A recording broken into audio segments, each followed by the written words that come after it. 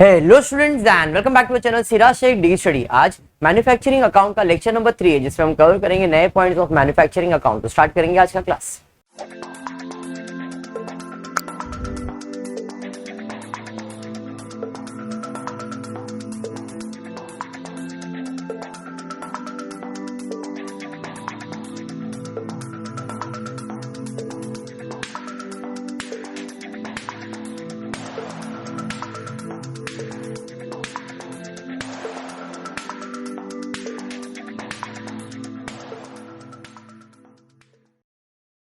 In the previous lecture अभी 2 lectures manufacturing के हो गए, बट जो फर्स्ट टाइम वीडियो देख रहे हैं उनके लिए फर्स्ट लेक्चर हो सकता है, तो उनके लिए और जो आज मेरे इधर भी बैठे हैं उन लोग भी फर्स्ट टाइम है, तो जरा बेसिक से स्टार्ट करते एक बार ताकि रिविजन हो जाए अच्छे से और फिर अपन सम्स को कंप्लीट करेंगे। Manufacturing account final account, manufacturing final account topic का नाम है।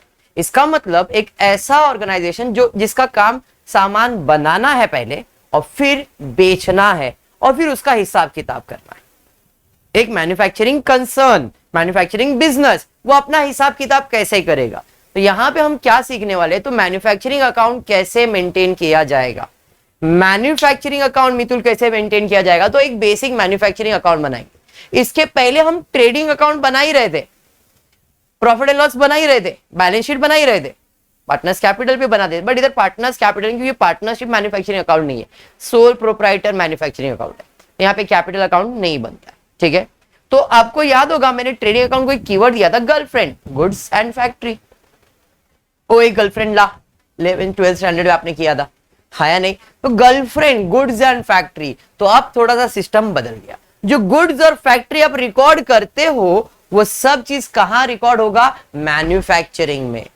और यहां पे जो गुड्स और फैक्ट्री रिकॉर्ड होगा, फैक्ट्री तो रिकॉर्ड होगा ही होगा, बट कभी कभी गुड्स का खर्चा इधर भी रिकॉर्ड होगा, लेकिन ये कौन सा गुड्स होगा, फिनिश गुड्स, फाइनल गुड नहीं, फिनिश गुड्स। बात समझ में आया। गुड्स में कितने टाइप के गुड्स होते हैं, 3 टाइप के। एक होता है कच्चा, रॉ मटेरियल, एक होता है जिसपे काम चल रहा है, WIP, और एक होता है जो बन गया गुड्स है, फिनिश गुड्स। तो ये 2 टाइप के गुड्स जाएगा मैन्युफैक्चरिंग अकाउंट में, और ये जो जाएगा वो कहां जाएगा, ट्रेडिंग अकाउंट। बस ये बेसिक सा डिफरेंस है कि भाई ये 2 टाइप की गुड्स जाएगा मैन्युफैक्चरिंग अकाउंट के अंदर, और ये जो गुड्स है वो जाएगा ट्रेडिंग अकाउंट। मतलब ट्रेडिंग में फिनिश गुड्स में आप डील करते हो, मैन्युफैक्चरिंग में कच्चा माल और जिस पे काम चल रहा है उस गुड्स पे आप डील करते हो। बाकी एवरीथिंग इज सेम, जैसा फाइनल अकाउंट वैसा ही है। तो बेसिक फॉर्मेट में एक बार आ जाते हैं, तो फॉर्मेट ट्रेडिंग अकाउंट का आपका कुछ ऐसा ही था, to opening stock by closing stock, to opening stock by closing stock, to opening stock by closing stock, to purchase by sale, to purchase by sale, to purchase by less return, less return, less return, less return. लिखा नहीं है, आएगा तो लिख देंगे। Upgraded version, थोड़ा upgrade तो होना जरूरी है ना भाई, अपग्रेड कर दिया, आएगा तो लिखेंगे, नहीं तो कोई प्रॉब्लम नहीं है। अंडरस्टूड, पक्का। इधर to bad debts add, further bad debts add, new RDD less old RDD, to bad debts add, further bad debts add, new RDD less old RDD, to bad debts add, further bad debts add, new RDD. बराबर है। इधर था capital creditor closing stock, capital creditor closing stock, capital creditor closing stock, capital creditor closing stock. लेकिन closing stock यहां पे कुछ थोड़ा अलग हो गया। 3 टाइप के स्टॉक आने वाले, raw material, WIP, finish goods, raw material, WIP, finish goods, raw material, WIP, finish goods. गमे छे कि नहीं, समझ रहा है कि नहीं, सब बूझ रहे हो। फोटो खींच लिया, यहां ध्यान दे रहे, यहां तक समझ में आया। Capital creditor closing stock, capital creditor closing stock, capital creditor closing stock. C अब हो जाएगा D for debtors, D for debtors, D for debtors, D for debtors, D for debtors, D for debtors. बराबर।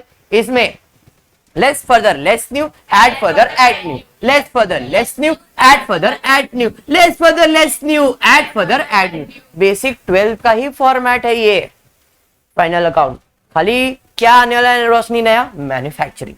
तो इसके अंदर थोड़ा सा basic format जो इधर लिखा है वो is to opening stock of WIP by closing stock of WIP, to opening stock of WIP by closing stock of WIP, इधर भी सेम था, to opening stock by closing stock, to opening stock by, यहां पे opening और closing जो है वो कौन सा है पता है? फिनिश गुड्स का, और ये तो WIP लिखा है, तो यहां पे कुछ नहीं लिखा, मतलब ये ओपनिंग स्टॉक किसका है? Finish good. क्लोजिंग स्टॉक किसका है? फिनिश गुड्स का। समझा? टू ओपनिंग स्टॉक किसका है? WIP, क्लोजिंग स्टॉक किसका है? WIP। फर्क समझ में आया क्या? To opening stock of raw material by closing stock नहीं लिखा, मैंने नहीं लिखा क्योंकि उसको मैंने एक साथ ट्रीट किया है। To opening stock by closing stock नहीं, to opening stock add purchase less closing stock, to opening stock add purchase less closing stock, to opening stock add purchase less closing stock. और ये जो stock है ये कौन सा stock है? कच्चा माल, रॉ मटेरियल। ये कौन सा है? WIP, finish goods, finish goods. समझता है? हमेशा याद रखो क्लोजिंग स्टॉक का दो इफेक्ट आएगा, क्लोजिंग स्टॉक का दो इफेक्ट। ट्रेडिंग अकाउंट पे क्रेडिट साइड, बैलेंस शीट पे एसेट, ऐसा पढ़ा था ना 12th में। क्लोजिंग स्टॉक इधर भी मैन्युफैक्चरिंग में क्रेडिट साइड, बैलेंस शीट पे एसेट साइड दिख रहा है क्लोजिंग स्टॉक। मैन्युफैक्चरिंग में क्रेडिट तो नहीं लिखा, बट डेबिट साइड पे माइनस किया तो क्रेडिट इफेक्ट हो गया, इधर क्रेडिट दूसरा इफेक्ट देने का, debit, balance sheet, asset side पे। समझ में आ रहा है पांडे जी रीति? पक्का? तो ये था तुम्हारा बेसिक फॉर्मेट, इसमें कुछ भी डाउट है क्या? एनीवन? पक्का इतना फॉर्मेट सब लोग कर सकते हैं मिशेल? मेरे हिसाब से ये बेसिक फॉर्मेट था जो 12th में आपने किया था। अज्यूमिंग कि भाई आप लोग सब फ्रेशर हो, कुछ नहीं मालूम, आज के लेक्चर में इतना समझ में आ गया। पक्का? स्टार्ट करते। क्वेश्चन मैंने आप लोगों को दिया है, देखो क्या दिया है। देखो, मैन्युफैक्चरिंग अकाउंट, फाइनल अकाउंट, कुछ भी करो, जो 12th में स्टेप्स फॉलो किया था सेम स्टेप फॉलो करेंगे। सबसे पहला फॉर्मेट जो आपने अभी बना दिया, दूसरा स्टेप है मार्किंग करेंगे कौन सा चीज किधर जाएगा। मैन्युफैक्चरिंग के लिए M, ट्रेडिंग के लिए T, प्रॉफिट एंड लॉस के लिए P&L, बैलेंस शीट में लायबिलिटीज है तो लायबिलिटीज, असेट है तो असेट। क्लियर? स्टार्ट करते हैं। सबसे पहला है परचेज ऑफ कच्चा माल। कच्चा माल, बादाम नहीं, तो कच्चा माल किधर जाएगा? मैन्युफैक्चरिंग में। देखो परचेज लिख के रखा है ना, परचेज किस चीज का है? Raw material. तो वहां पे क्या लिखेंगे हम लोग? M। संगीता, M का मतलब मैन्युफैक्चरिंग। Very good. सेल्स, किस चीज का सेल्स रहेगा? ये क्या आप कच्चा माल बेचने वाले हो? आपका काम बनाने का है, तो आप किस चीज का सेल करोगे? फिनिश गुड्स का। क्या जाओ से भाई? ट्रेडिंग अकाउंट में जाओ से, लखी लो T। अब ये फोन पे T मत लिखते बैठ जाना, अभी खाली समझना। आगे, opening stock of raw material. Karan क्या जाएगा? रॉ मटेरियल, रॉ मटेरियल का ओपनिंग स्टॉक मैन्युफैक्चरिंग, WIP का ओपनिंग स्टॉक मैन्युफैक्चरिंग, लेकिन फिनिश गुड्स का ट्रेडिंग अकाउंट। तो देखो रॉ मटेरियल का मैन्युफैक्चरिंग, WIP का manufacturing, opening stock of finish goods trading account. उसके बाद क्या है? कैरेज इन वर्ड, क्या जाओ से? मैन्युफैक्चरिंग। इसे हम डायरेक्ट एक्सपेंस कहते हैं रॉ मटेरियल का, और वो आपके फॉर्मेट के अंदर आएगा। क्या है वो मैं एक्सप्लेन करता हूं, अभी खाली समझने के लिए मैन्युफैक्चरिंग। उसके बाद क्या है? Direct labour. लेबर लोग कहां रहते हैं? फैक्ट्री में। पहले डायरेक्ट लेबर जाता था ट्रेडिंग में, लेकिन यहां पे अब लेबर नहीं आने वाला। लेबर का खर्चा, जो भी खर्चा है सब फैक्ट्री का खर्चा है, मतलब मैन्युफैक्चरिंग में। उसके बाद क्या है? Rent of factory. फैक्ट्री का रेंट किधर जाएगा? मैन्युफैक्चरिंग में। Very good. इलेक्ट्रिसिटी, सर कुछ भी नहीं बोला है कि ये फैक्ट्री का इलेक्ट्रिसिटी है, ऑफिस का है, कुछ नहीं बोला है। तो बाय डिफॉल्ट हम इसे अज्यूम करेंगे कि ये जो खर्चा है वो किधर का है? फैक्ट्री का है। और फैक्ट्री का खर्चा कहां जाएगा? मैन्युफैक्चरिंग। अब इंफॉर्मेशन मिसिंग है तो अजम्पशन पे लगाया है, अगर कुछ रहेगा एडजस्टमेंट दिया रहेगा तो अपन उसको शिफ्ट करके जहां बोलेगा वहां लिख देंगे। अब तक अपना अजम्पशन के हिसाब से वो कहां जाएगा? मैन्युफैक्चरिंग में। नेक्स्ट, उसके बाद क्या है?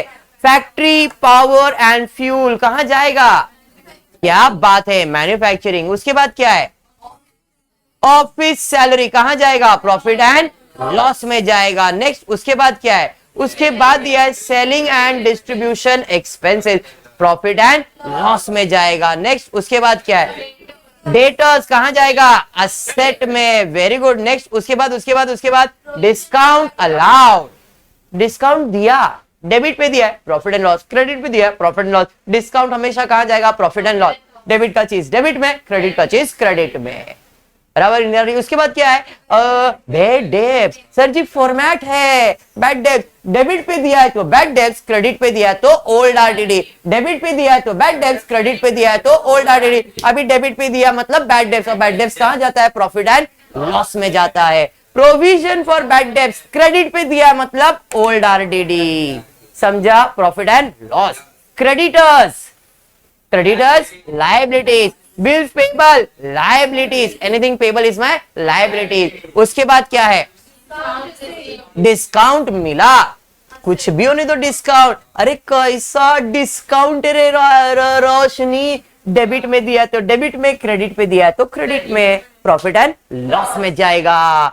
कैपिटल, अरे capital liabilities, drawing, drawing capital में से माइनस करना है, सोल प्रोप्राइटर है, कैपिटल में से ड्रॉइंग हमेशा माइनस होता है। क्यों सर, ऐसा क्यों होता है, हमको तो समझ में आया ही नहीं आज तक, आप बोलते हो हम लोग कर देते, आप थोड़ा एक्सप्लेन कर दो ना। सीधी सी बात है, कैपिटल का मतलब है बिजनेसमैन बिजनेस में पैसा लगा रहा है, और मुझे बिजनेस के पॉइंट ऑफ व्यू से सोचना है, बिजनेसमैन के नहीं। तो बिजनेसमैन ने मुझे पैसा दिया बिजनेस करने के लिए, मुझे मतलब बिजनेस को, तो मेरे पॉइंट ऑफ व्यू से सोचो ये तो पराया धन है, बिजनेसमैन को वापस लौटाना पड़ेगा, मेरी लायबिलिटीज हो गई, बराबर है। बिजनेसमैन ने बोला ए बिजनेस तेरे को पैसा दिया, जा थोड़ा पैसा मेरे को दे, काम है मेरे को।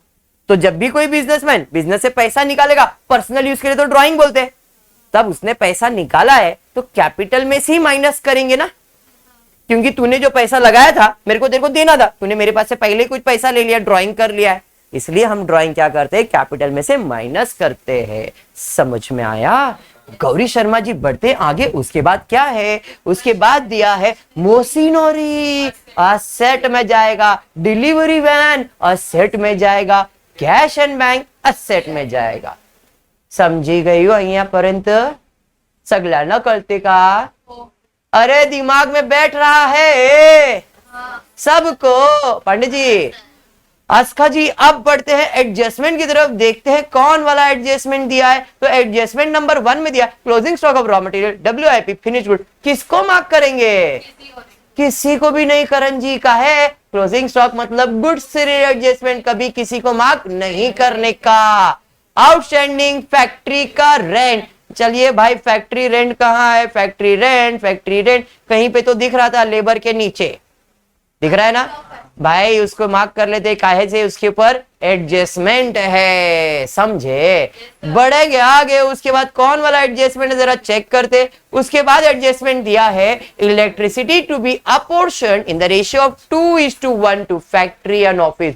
वेरी इंपॉर्टेंट पार्ट, ये एडजस्टमेंट नहीं है, ये एक इंफॉर्मेशन है कि भाई जो इलेक्ट्रिसिटी था तुमने अज्यूम किया था क्या है, मैन्युफैक्चरिंग का है, लिखने वाले थे मैन्युफैक्चरिंग में, बट वो बोल रहा है अपोर्शन करो, मतलब हिस्सा करो, 2 हिस्सा फैक्ट्री में रख दो और 1 हिस्सा ऑफिस में दे दो, मतलब जो भी खर्चा हुआ रहेगा उसका बंटवारा करो 2:1 में। मतलब आप पूरा मैन्युफैक्चरिंग में मत लिखो, उसका 2 पार्ट इधर लिखो और 1 पार्ट ऑफिस यानी कि प्रॉफिट एंड लॉस में। ये कोई एडजस्टमेंट नहीं है जिसके 2 इफेक्ट देने पड़ेंगे, ये सिर्फ और सिर्फ एक इंफॉर्मेशन है कि 2:1 मतलब 3 पार्ट में डिवाइड करो, 3 में से 2 पार्ट आप फैक्ट्री में रखो और 1 पार्ट किधर दे दो, प्रॉफिट एंड लॉस में। समझा।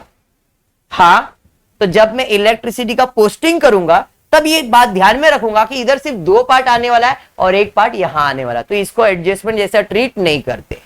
ठीक है, बढ़ेंगे आगे। उसके बाद क्या दिया है, depreciation on machinery at the rate 5%, delivery van at the rate 20%। Machinery और डिलीवरी वैन के ऊपर एडजस्टमेंट है, दोनों को स्टार मार्क करेंगे, भाई साहब के ऊपर एडजस्टमेंट है, हाँ या नहीं, हाँ जी। चलिए बढ़ेंगे आगे। उसके बाद क्या दिया है, उसके बाद दिया है Debtors include 15,000 due from Pratik, an amount of 8,000 also due to him, which is included in creditors. Debtors और creditors के ऊपर एडजस्टमेंट है। देखते हैं debtors और creditors कहां दिख रहा है क्या।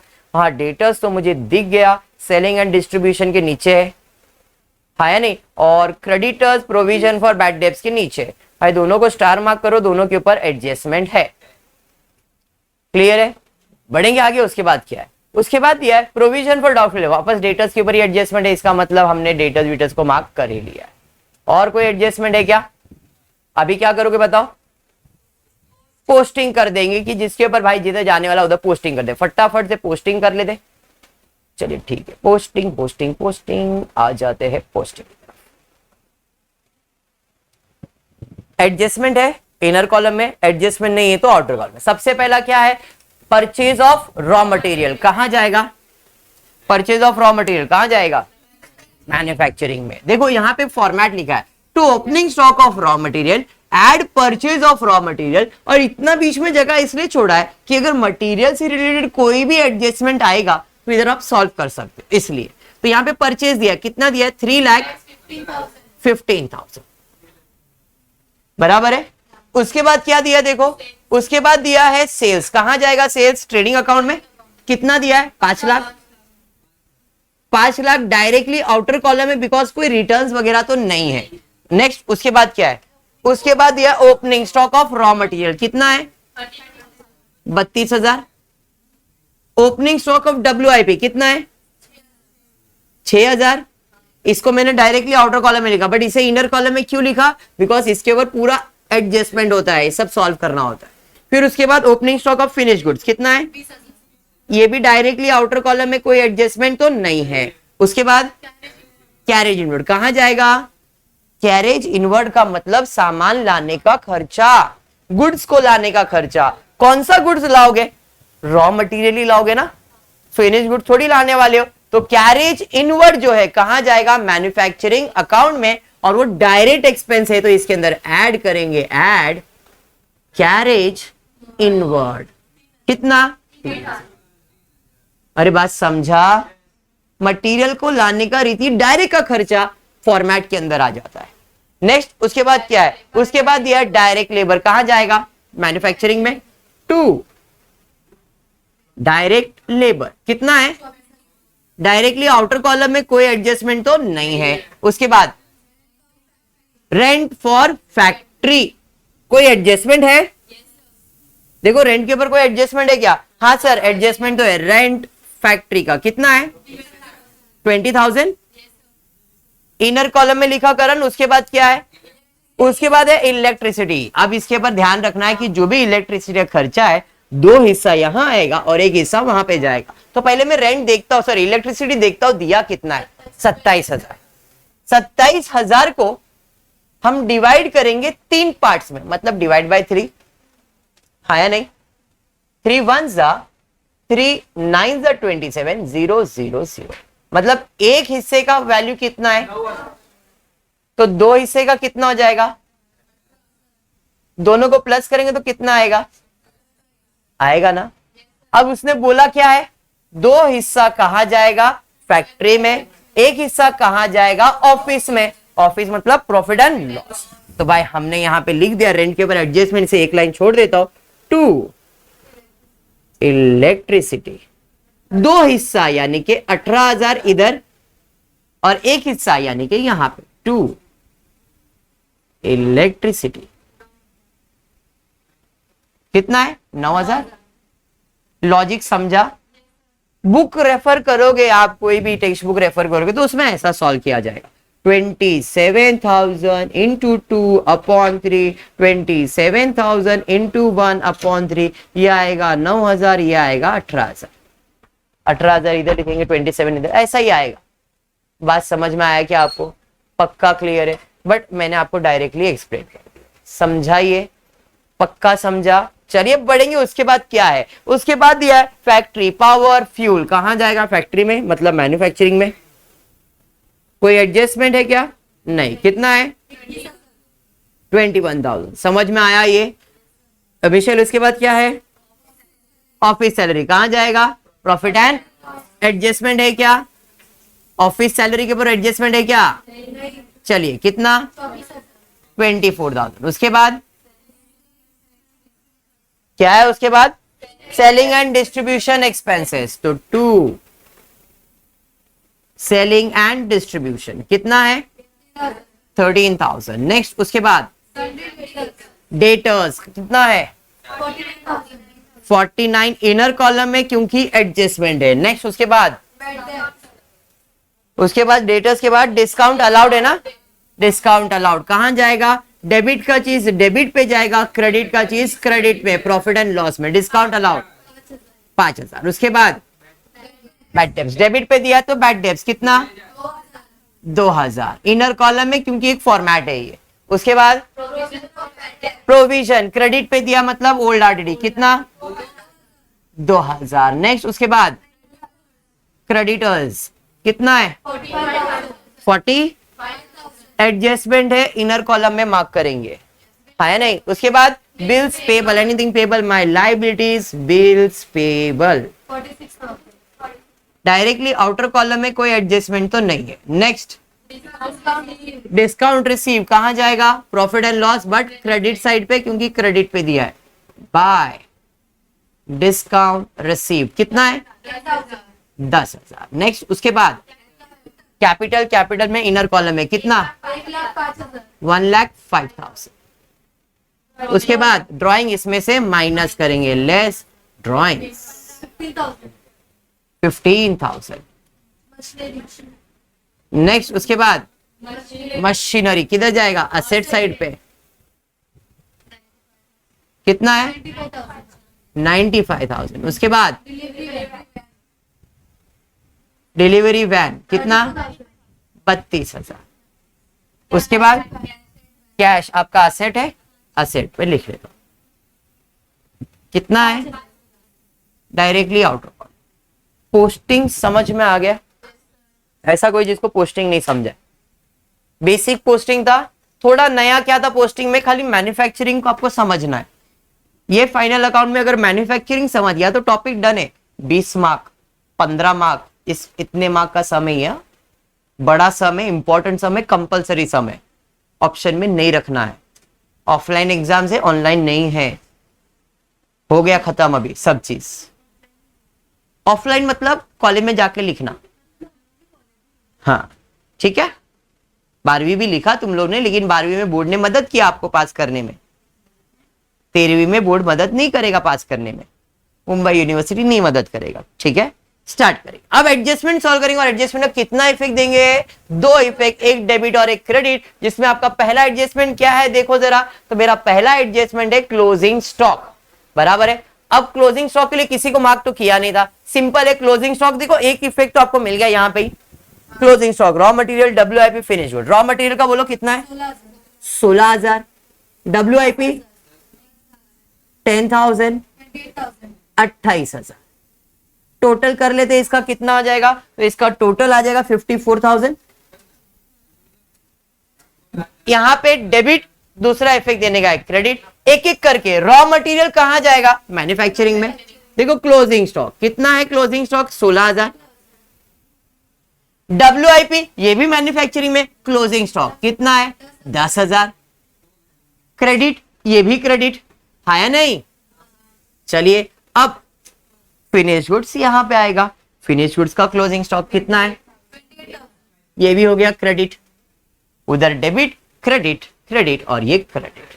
2 इफेक्ट समझ में आया क्या रीति। उसके बाद क्या दिया है, उसके बाद दिया है आउटस्टैंडिंग फैक्ट्री रेंट ₹1,000। जैसे ही आता है बैकग्राउंड में आवाज आता है क्या, outstanding at prepaid less, outstanding at prepaid less, outstanding at prepaid less. तो भैया आउटस्टैंडिंग को ऐड करेंगे, ऐड आउटस्टैंडिंग रेंट ₹1,000। जैसे ही लिखा रोशनी बोली सर ये तो एडजस्टमेंट है। Every adjustment has 2 effects, 1 debit 1 credit, 1 debit 1 credit। Debit side पे ऐड किया डेबिट इफेक्ट, डेबिट साइड पे ऐड किया डेबिट इफेक्ट। दूसरा इफेक्ट देने का है क्रेडिट, पैसा देने का बाकी है, बोले तो पेबल है, anything payable is my outstanding rent ₹1,000। Michelle ji पक्का है, बढ़ेंगे आगे। उसके बाद क्या दिया है, electricity is to be apportion in the ratio 2:1। Sir ji हो गया, ये तो पहले ही कर दिया हमने, वेरी गुड। बढ़ते आगे, depreciation eight the rate 5%, per annum delivery van 20। अरे डेप्रिसिएशन का मतलब असेट का वैल्यू कम करना, डेप्रिसिएशन का मतलब असेट का वैल्यू कम करना, असेट का वैल्यू कम करना बोले तो माइनस न करना, less depreciation at the rate 5%, less depreciation at the rate 20%। इस बार तो कैलकुलेटर ही अलाउड है, सोचना ही नहीं है, बोर्ड के एग्जाम में भी लेके जा सकते, खाली इधर बैठना नहीं है, एग्जाम में भी अलाउड है। वाह, तो यहाँ पे 5% इसका आ जाएगा 4750, इसका 20% आ जाएगा 3232, 6400, हाँ या नहीं। बट जैसे दोनों अमाउंट लिखा, रोशनी बोली सर ये तो एडजस्टमेंट है, एवरी एडजस्टमेंट है two effect, one debit one credit, one debit one credit. Asset बोले तो डेबिट साइड पे माइनस किया, क्रेडिट पे डेबिट साइड पे माइनस किया, क्रेडिट। भाई ये तो क्रेडिट हो गया, दूसरा इफेक्ट देने का है डेबिट। अब प्रॉफिट एंड लॉस में जाकर लिखने का, क्योंकि हमको तो वही हैबिट था। मैं बोलूंगा नो, ये जो मशीनरी है, मशीन कहां होता है? फैक्ट्री में। और जब ये फैक्ट्री में होता है तो इसका डेप्रिसिएशन कहां जाएगा? मैन्युफैक्चरिंग अकाउंट में। यहां पे 2 डेप्रिसिएशन ऑन मशीनरी 4750। अरे समझा, हमको हैबिट प्रॉफिट एंड लॉस लिखने का था, बट ये फर्क आया है अभी मैन्युफैक्चरिंग। डिलीवरी वैन ये कहां रहेगा? ये तो ऑफिस में रहेगा, ऑफिस में रहेगा मतलब प्रॉफिट एंड लॉस में जाएगा। 2 डेप्रिसिएशन ऑन डिलीवरी वैन कितना? तो यहां पे है 6400। बात समझ में आया क्या? यस, बस ये बेसिक डिफरेंस हुआ। नेक्स्ट उसके बाद क्या दिया है? उसके बाद दिया है debtors include 15,000 due from Prateek, an amount of 8,000 is also due to him and is included in creditors. Debtors के ऊपर एडजस्ट है, फुर्सत से सॉल्व करना पड़ेगा। प्रोवाइड, अरे सर ये भी सेम है, मतलब दोनों डेटर्स के ऊपर ही एडजस्टमेंट है, बराबर। तो पहले वाला एडजस्टमेंट समझते और फिर इसको सॉल्व करते। कह रहा है debtors include ₹15,000 due from Prateek. Debtors के अंदर 15,000 रुपए प्रतीक नाम का कोई कस्टमर है उससे मिलने वाला है, ऐसा ही बोला है। डेटर्स इंक्लूड 15,000, इंक्लूड मतलब उसके अंदर है, कितना है? 15,000। मतलब एक कस्टमर ऐसा है जिसके पास से कितना मिलने वाला है? 15,000। तो मेरे को समझा ही नहीं कि एडजस्टमेंट क्या है तो अच्छी बात है ना, मिलेगा। लेकिन उसने आगे सोनाली क्या बोल दिया? उसने बोला है an amount of 8,000 is also due to him and is included in creditors. अब ये बात नहीं समझ में आया मेरे को। हुआ क्या? हुआ ये कि भाई रोशनी, बराबर, रोशनी को मैंने उधार में सामान बेचा, कितने का? 15,000 का। ध्यान दो, मैंने रोशनी को कितने का सामान बेचा? उधार में बेचा है। इसका मतलब ये मेरी कस्टमर है। मैंने लिखा डेटर्स 15,000 रुपीज, रोशनी का नाम नहीं लिखा, रोशनी के नाम के जगह पे क्या लिखा है? डेटर्स, बराबर है। डेटर्स 15,000, बराबर है। एक दिन मैं रोशनी की शॉप पे गया, मेरे कुछ सामान पसंद आया, मैंने उधर से सामान ले लिया 8,000 रुपए का। कितने का? 8। किसके पास से लिया? बराबर है। अब हुआ ये, मैंने उसे पैसा नहीं दिया, उधार में खरीदा है। इन शॉर्ट मेरे लिए रोशनी क्या बन गई? क्रेडिटर्स। उसने मुझे सामान सप्लाई किया ना, है नहीं? अब मुझे रोशनी को कितना पे करने का है और रोशनी से लेना कितना है? अगर मैं अच्छा बिजनेसमैन हूं तो मैं ऐसा तो अलग अलग करूंगा नहीं, इनको साथ में अटैच कर दूंगा। रोशनी तेरे से कितना लेने का है? 15। तेरे को कितना देने का है? एक काम कर, 8,000 सेटल कर ले। अब तू कितना देने वाली है? बात समझ में आए क्या? मतलब मुझे मेरा कस्टमर का वैल्यू कम करना पड़ेगा। कितना कम करूंगा मैं? 7। अरे 7 तो मिलने वाला है ना, इसमें 15,000 मिलने वाला था, लेकिन अब कितना मिलेगा? सिर्फ 7। तो इसमें से कम कितना हुआ? 8,000 लेस। कौन है ये? नाम उसका दिया था प्रतीक, बराबर है। प्रतीक कितना? 8,000 इधर से कम किया, हाँ, और एक जगह से कम होएगा इधर से, कितना? 8,000। कस्टमर भी कम हुआ, सप्लायर भी कम हुआ, कितने कितने का? 8,000 का। बात समझा क्या? अब 15,000 का एडजस्टमेंट नहीं था, 15,000 इसके अंदर है उसने बोला था, लेकिन कम कितना करने का अपने को 8,000, क्योंकि वो सेम पर्सन का है। तो भाई 49 में से 8 गया, बचेगा 41,000। लॉजिक क्लियर हो गया? अरे समझा? वापस एक बार पक्का हाँ या नहीं? रोशनी से लेना था 15, टोटल में डेटर लिखता हूं, ये 49 समझ रहा है, तो 15,000 बराबर है। डेटर्स का वैल्यू कितना लिखा? 15, और इधर मेरे पास है 45,000, इसके पास कितना लेने का है? 8 बराबर। इसको मुझे देना है 8 और लेना है 15, लेना है 15, देना है 8। मैंने क्या बोला? एक काम कर, तुमको 8,000 देने का ना, क्रेडिटर्स फॉर एग्जांपल 8,000 देने का ना, तुम सेटल कर लो भाई, तुम्हारा वैल्यू नील हो गया, तुम इधर से भी कम हो जाओ। कितना? 7,000। ये कब दोगे बताओ? तो मैंने कितना कम किया? कितना कम किया? कस्टमर में 8,000, सप्लायर में भी 8,000, समझा? इनडायरेक्टली 7,000 आ गया बैलेंस। अब इस केस में 49 था टोटल, इसके अंदर 15,000 इंक्लूडेड है ना, तो अपने को उसको अलग निकालने की जरूरत नहीं है। अंडरस्टूड? पक्का? और एडजस्टमेंट? हाँ sir, reserve for doubtful debt at the rate 10% on debt. Sir ये एडजस्टमेंट सिंपल है, मैं एक ही सवाल पूछता हूँ, अमाउंट दिया क्या परसेंटेज? अमाउंट दिया है तो फर्दर बैड डेट, परसेंटेज दिया है तो न्यू आरडीडी, बराबर है। परसेंटेज दिया है तो न्यू आरडीडी। 41,000 का 10% 4,100, 4,100 खत्म। और कोई एडजस्टमेंट है क्या? कोई हिडन एडजस्टमेंट है क्या? नहीं। संपला। अब अकाउंट फटाफट क्लोज करेंगे, इधर से इधर, इधर से इधर, और उसको जाके टैली करें। चलिए फिर स्टार्ट करते हैं। यहां पे आते हैं 32,000 में 3,15,000 ऐड होगा, 3,000 ऐड होगा और 16,000 माइनस हो जाएगा। 16 3,34,000 राइट आंसर, 3,34,000। क्या बात है। इधर 20,000 में 1,000 ऐड होगा, 21,000 और कुछ नहीं। यही साइड का टोटल ज्यादा है, मैन्युफैक्चरिंग में डेबिट का टोटल ज्यादा है। फटाफट इस साइड का टोटल ले लो।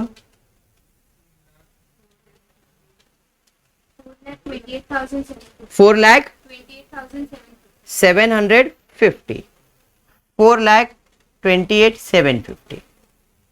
इसमें माइनस करेंगे 10,000, तो जो आंसर आएगा उसे हम लोग कहते हैं कॉस्ट ऑफ प्रोडक्शन, 4,18,750 बराबर है।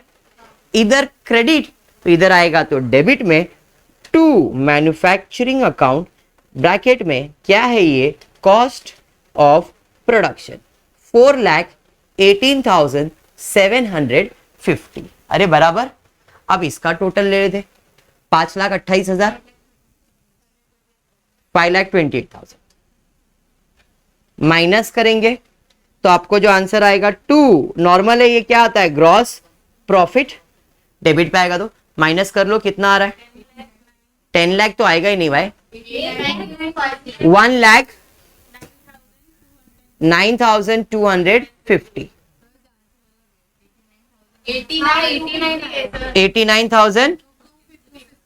89,250 बराबर है। इधर डेबिट, दूसरा इफेक्ट जाएगा क्रेडिट बाय, क्या है ये? Gross profit, 89,250। अब इधर आते हैं बैड डेब्ट्स पे। 2,000 आया, 2,000 गया, 4,100। ये ऐड करके माइनस ही करना है ना, बाकी तो सब आउटर कॉलम में है। चलिए फटाफट ले लेते इसका टोटल। यही साइड ज्यादा लिख रहा है, 99,250, 99,250 माइनस करेंगे तो 2 नेट प्रॉफिट कितना? 750। देखो माइनस करके 37,750। इधर डेबिट बराबर, डेबिट दूसरा इफेक्ट क्रेडिट, ऐड प्रॉफिट आएगा तो ऐड ही होगा, नेट प्रॉफिट 37,750। अब 1,05,000 में 15,000 माइनस होगा, 37,750 ऐड होगा, आउटर कॉलम में आ जाएगा 750। ठीक है, इसमें 8,000 माइनस हो जाएगा तो आपको आ जाएगा 37,000। बाकी तो आउटर कॉलम में ये माइनस करो, इधर माइनस कर दो, आउटर कॉलम में डाल दो और फिर इसे टैली करो, 101% टैली होगा ही होगा। क्लियर है क्या? पक्का। आई होप आपको वीडियो पसंद आएगा तो प्लीज वीडियो को लाइक कर देना, फ्रेंड्स ग्रुप में शेयर करना और चैनल में सब्सक्राइब करना। Thank you for watching the video.